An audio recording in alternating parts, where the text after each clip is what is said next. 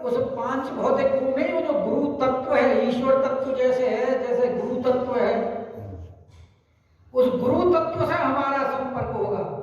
क्योंकि उस जो पांच भौतिक शरीर ईश्वर में है, इस पांच भौतिक शरीर गुरु के अंदर वही तो गुरु तत्व ईश्वर बैठा हुआ है।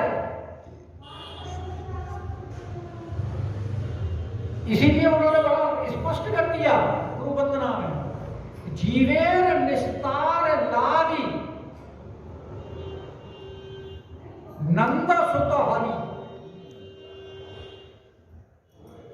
किसी जीव का जब भगवान को कल्याण करना होता है, जीवेर निस्तार लागी, तो वो भगवान क्या करता है, संसार में गुरु रूप धारण करके आ जाता है। भुवने प्रकाश हन गुरु रूप धर।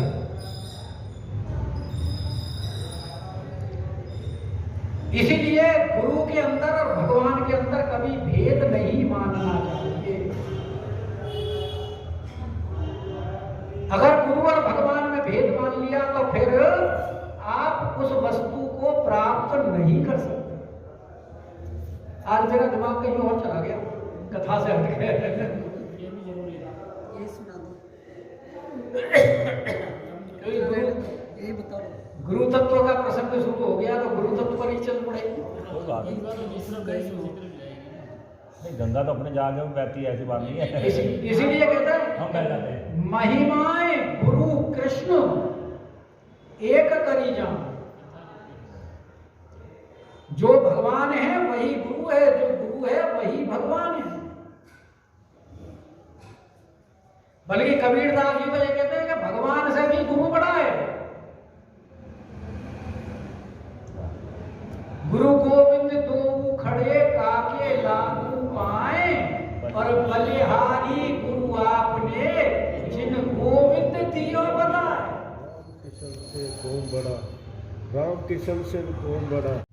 और कब दिखाई देगा, जब हम इसको रगड़ रगड़ करके साफ कर लेंगे।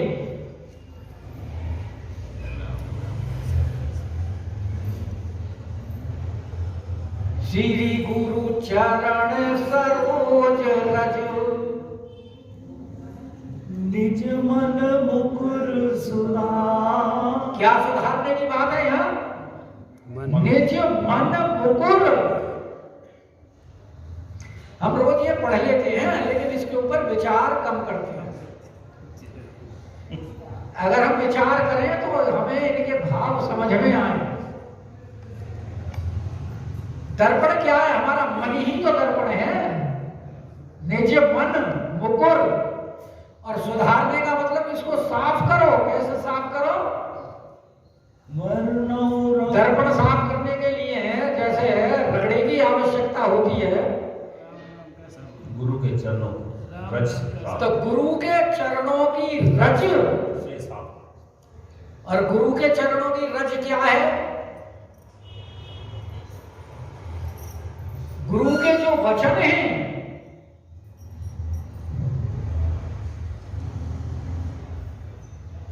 गुरु के चरणों का मतलब यह है कि गुरु के जो आचरण हैं, उन आचरणों का हमने अनुगमन करना है। चरणों का मतलब यह नहीं है कि चरणों में बैठ के प्रणाम कर लिया, गुरु जी को हो गया काम। चरण का अर्थ है आचरण। अब गुरु जी के आचरण कुछ है और हम कुछ आचरण कर रहे हैं, तो वो गुरु जी के चरणों में बैठना थोड़ी हुआ। यदि जिस मार्ग पर वो चल रहे हैं, उन्हीं पद चिन्हों का हम अनुसरण करें, उन आचरणों को अपने जीवन में उतारें। इसीलिए सनातन गोस्वामी कहते हैं, आश्रय करिया बंगला, आश्रय करिया बंदौ श्री गुरु चरण। आश्रय किसका? भाई जिसका आश्रय हम लेते हैं, जिसकी छत्र छाया में रहते हैं, तो जिसकी हम छत्र छाया में हैं, अनुसार ही तो हमको रहना है। सब कुछ उनके प्रति समर्पित कर दो। और समर्पित करने का तात्पर्य है कि अपना स्वच्छंद कोई आचरण नहीं होना चाहिए। अगर हमने अपना स्वच्छंद आचरण किया तो हम गुरुमुख नहीं हुए, हम तो मनमुख हो गए।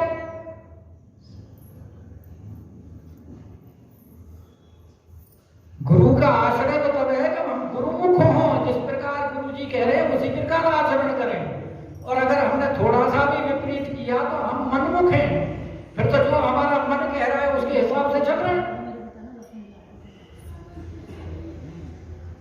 इसीलिए उन्होंने सबसे पहले कंडीशन यही डाली है कि आश्रय करिया बंदम श्री गुरु चरण। और अगर तुमने गुरु जी का आश्रय कर लिया तो जहां है ते मिले भाई कृष्ण प्रेम धन।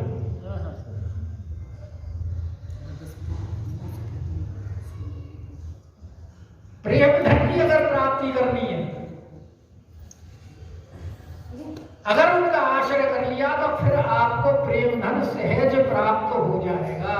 क्योंकि गुरु है कौन? हमें ये जो पांच भौतिक जो शरीर दिखाई देता है ये गुरु नहीं है, गुरु तत्व है। अगर हम गुरु में मनुष्य की दृष्टि रखते हैं तो हम गुरु से कुछ प्राप्त नहीं कर सकते। गुरु में हमने ईश्वर बुद्धि रखनी है।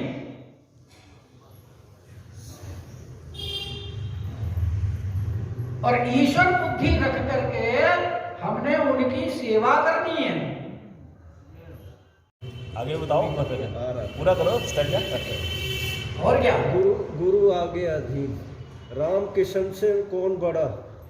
जो गुरु के अधीन है ये भी, राम भी। हालांकि गुरु भी उसी भगवान को मान रहे हैं, लेकिन भैया भगवान ने एक मर्यादा बनाई है। इन्होंने गुरु धारण करा भाई, हमने जिन गुरु को माना है वो गुरु भी तो उसी भगवान को मान रहे हैं। आगे तीन लोग के है धनी, गुरु आगे अधीन। क्यों है आधीन? क्योंकि भगवान की ही मर्यादा है। ये मर्यादा किसने बनाई है? ये भगवान ने ही मर्यादा बनाई है।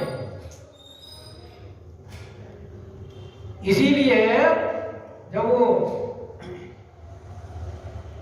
साउथ के जो भक्त थे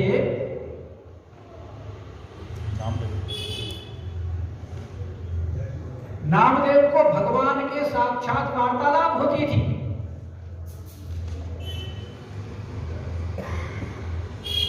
लेकिन उन्होंने जब तक गुरु धारण नहीं किया तब तक भगवान ने गुरु बोले कि अभी तुम निगुरे हो।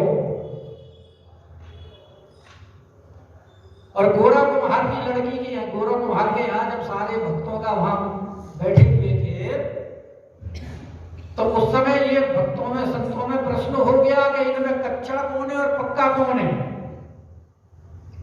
गोरा कुमार के बारे में तो पढ़ाई होगा ना, जिसने वो मिट्टी कूदते और उनका अपना लड़का ही मिट्टी में गिर गया था उसमें गोल गारे में, और उसको कूद दिया भगवान की कीर्तन की मस्ती में और वो प्राण चले गए थे गोरा कुम्हार भक्त। तो उसकी लड़की बैठी हुई थी, सबको वो पानी जलपान करा रही थी। तो सब संतों ने कहा कि भाई तुम ही निर्णय करो कि इनमें पक्का कौन है और कच्चा कौन है। संतों में वो सबके सिर में टोला मार मार के देख रही थी। और जब नामदेव का नंबर आया तो नामदेव को बोले कि ये कच्चा है। जिसको भगवान से बात होती थी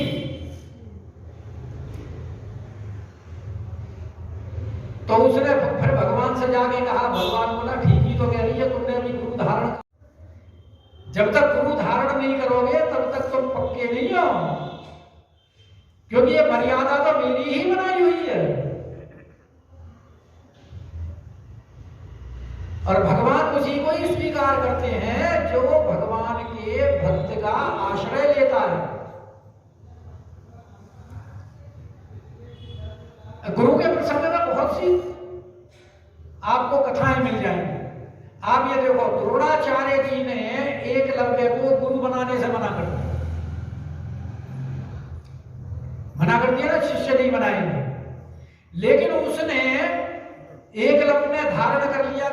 हमारे गुरु तो यही है।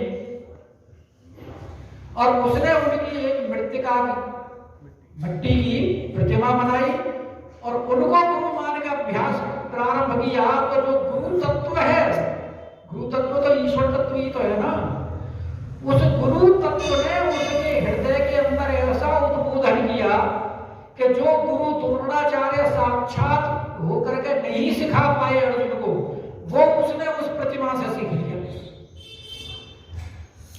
तो गुरु तत्व है ना, तो गुरु तत्व कब अपना प्रभाव दिखाएगा? जब शिष्य के अंदर गुरु के प्रति श्रद्धा और विश्वास हो। इसीलिए तुलसीदास जी ने जब शुरू में वंदना की है तो कहा है कि भवानी शंकरो वंदे श्रद्धा विश्वास रूपिणो याभ्याम विना न पश्यन्ति सिद्धा स्वांतस्थम ईश्वर। शिष्य का श्रद्धा और विश्वास, अगर गुरु के पास को कुछ भी नहीं आता हो तो भी उससे वो सब कुछ प्राप्त कर सकता है, अगर गुरु के प्रति उसके अंदर श्रद्धा और विश्वास मौजूद है। रामानंद जी ने कबीरदास जी को शिष्य नहीं बनाया था, लेकिन कबीरदास जी ने निर्णय कर लिया था कि मैंने रामानंद जी को ही गुरु बनाना है। और उसने पता कर लिया कि रामानंद जी स्नान करने के लिए सुबह आते हैं, तो सीढ़ियों पर जाकर लेट गए और अंधेरे में जब उनकी छाती पर पैर पड़ा तो अचानक कहीं पैर पड़े तो मुंह से राम नाम निकल जाता है। और रामानंद जी के मुंह से राम निकला, उन्होंने वही गुरु मंत्र धारण कर लिया। और जब बनारस में उनका प्रचार हुआ, पूछने लगे किसके शिष्य हो? रामानंद जी के। अब रामानंद जी से बोले कि तुम तो ब्राह्मण के अलावा किसी को शिष्य बनाते नहीं, मुसलमान कैसे बना लिया?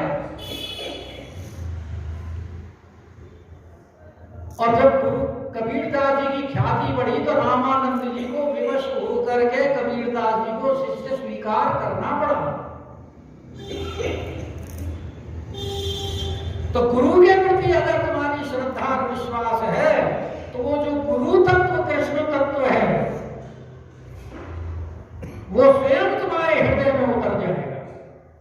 इसीलिए कहते हैं भाई हम गुरु किसको, अरे किसी को गुरु बनाने की आवश्यकता ही नहीं है। हनुमान जी को गुरु बनाओ, कृष्ण भगवान को गुरु बनाओ, राम जी को गुरु बनाओ, कृष्णम वंदे जगत गुरु। संसार के गुरु कृष्ण भगवान है।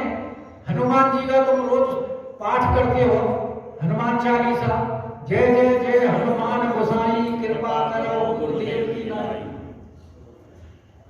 तुलसीदास जी ने सबके लिए ये मंत्र ले दिया है, भाई अपने हनुमान जी को गुरु बनाओ। हनुमान जी अपने आप को भगवान से मिला देंगे, जैसे विभीषण को मिलाया था। तुम्हारा मंत्र विभीषण माना, लंकेश्वर भय सब जग जाना।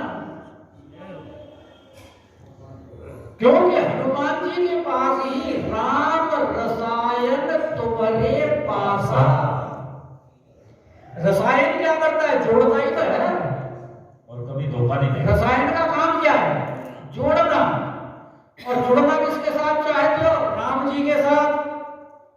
तो राम जी के साथ जोड़ने वाला रसायन किसके पास है? हनुमान जी के।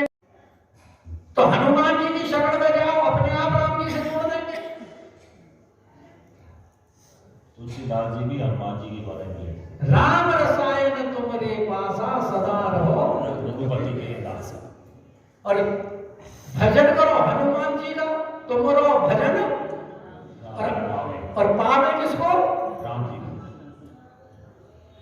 और पाना क्या है? राम जी को। तो बताओ इससे सस्ता उपाय और क्या मिलेगा? और हनुमान चालीसा तो हनुमान जी ने ऐसा, वो राम तुलसीदास जी ने ऐसा बना दिया कि उसमें कुछ करना ही नहीं, ना ध्यान करना ना और कुछ नहीं। तो कितना सिंपल साधारण उपाय बताया कि जो यह पढ़े हनुमान चालीसा, पढ़ना ही है बस, और कुछ नहीं करना। ना ध्यान करना, ना और कोई साधन करना, पढ़े जाओ बस। तो पढ़ने में तो कोई मन लगाने की या और कुछ लगाने की कोई कंडीशन रखी है उसमें? पढ़ने में तो कोई कंडीशन नहीं होती। कितना साधारण और सिंपल उपाय बता दिया तुलसीदास जी ने, जो यह पढ़े हनुमान चालीसा होई सिद्धि। और साक्षी कौन है भाई? विटनेस, गवाह शंकर भगवान, साक्षी गौरीसा।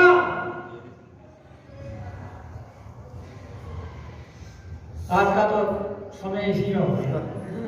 और दूसरी बात है कि राम नाम की जब माला लिया बोलते हो तो हनुमान जी की जो हृदय के अंदर राम विलास है उनका अगर ध्यान करके करोगे तो दोनों की जो है वो पूजा हो जाएगी और दोनों की सेवा हो जाएगी।